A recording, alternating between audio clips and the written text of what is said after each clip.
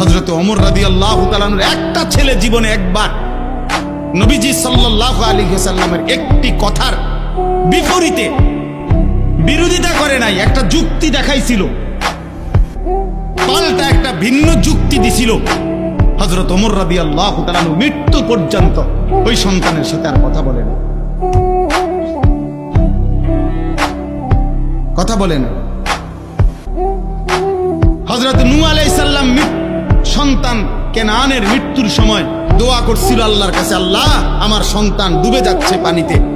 আল্লাহ নিষেধ করছে, ইন্নাহু লাইসা মিন আলিক, কোরআনের আয়াত। আল্লাহ বলছে, হে নূহ সাবধান, এটা তোমার সন্তান নয়।